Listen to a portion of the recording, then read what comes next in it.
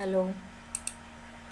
आज हम 10 वोकेबलरी सीखेंगे जो कि रिलेटेड है लॉ से।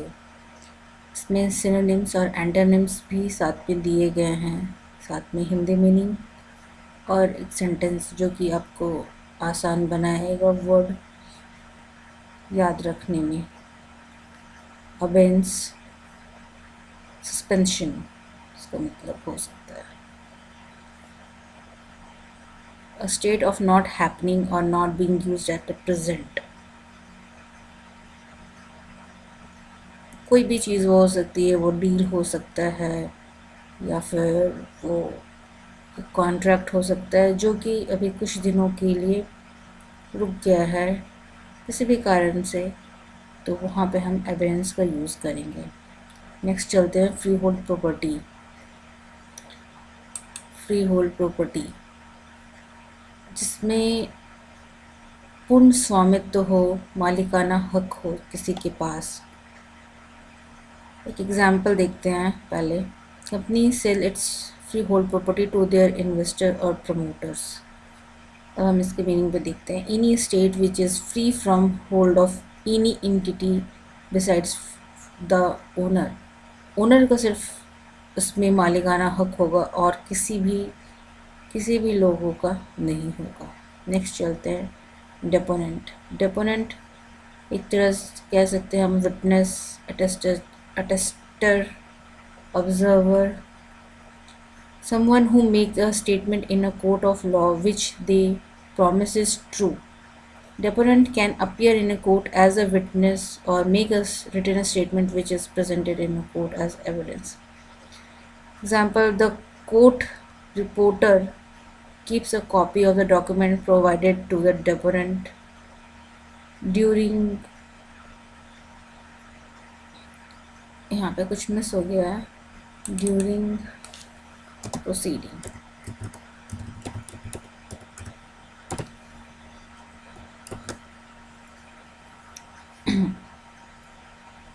नेक्स्ट चलते हैं abrogate. Abrogate means revoke, override, nullify, void. To officially end a law और एग्रीमेंट और कस्टम। एग्जाम्पल देख लेते हैं। The collector requested the ministry to abrogate the new order. मतलब कोई भी लॉ, एग्रीमेंट या कोई कॉन्ट्रैक्ट जो कि ऑफिशियली उसे ख़त्म कर दिया गया है, रद्द कर दिया गया है। Next caveat. कैविएट देखते हैं, एक तरह से कंडीशन है, एक राइडर है, एक प्रोविज़ो है। ठीक है, मीनिंग देख लेते हैं। Caution provided to an individual और entity before they take action. By individual, a caveat as a part of an agreement, one party warns the other of the possibility of a dangerous or undesirable circumstances if they proceed any further। मतलब इसका है कि कोई भी एक condition लगा दिया गया, कोई भी मान लीजिए कॉन्ट्रैक्ट में प्रोविज़ो पे, अगर आपको ये घर लेना है तो साथ में आपको इलेक्ट्रिसिटी बिल, वाटर बिल देना पड़ेगा। तो ये एक तरह का कंडीशन हो गया, कैविएट हम कह सकते हैं।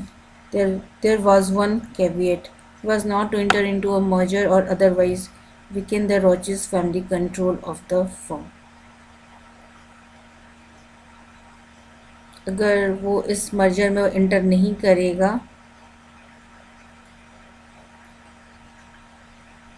तो रोची family control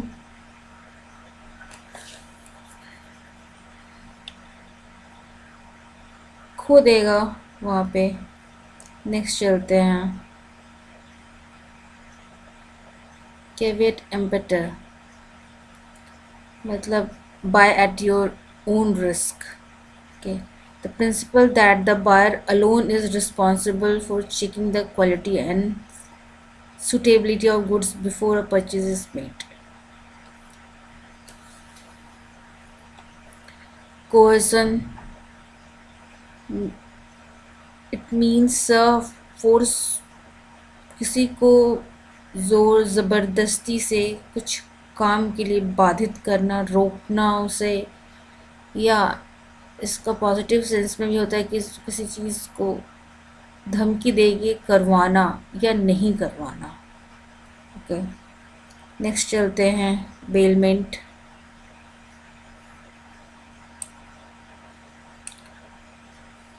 Bailment is the delivery of goods by one person to another for some purpose upon a contract that shall,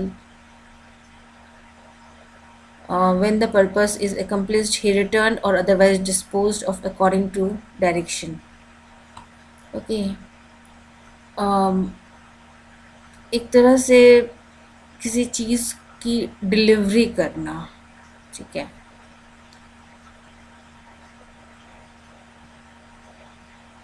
किसी चीज़ को वो रिटर्न में देना।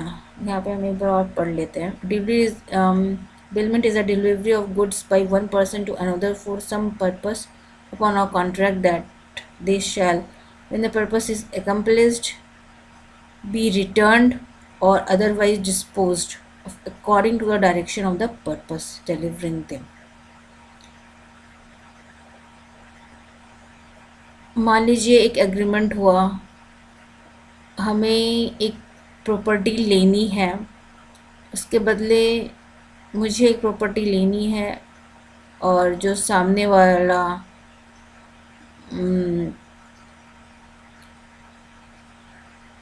उसे हम बेली कहते हैं, वो उसे पैसा लेना है।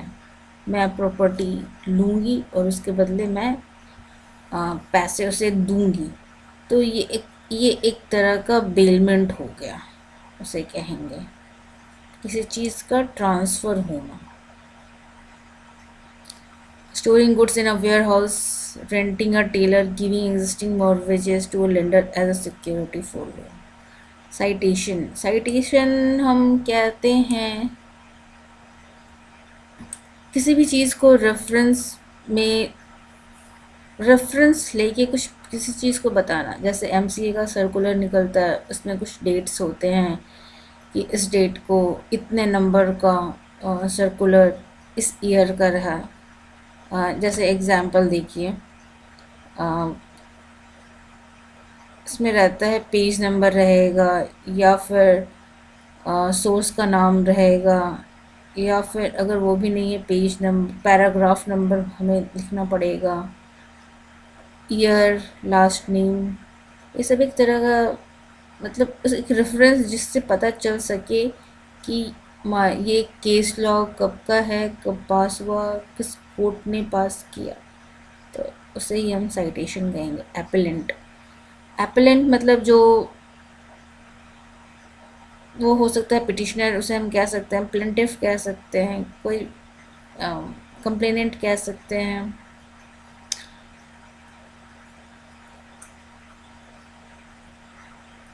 अपील करने वाला, चाहे वो मतलब लोअर कोर्ट से हायर कोर्ट में अगर वो अपील कर रहा है, अगर वो लोअर कोर्ट के डिसीजन से ना खुश है, तो वहाँ पे हम इसे एपेलेंट कहेंगे।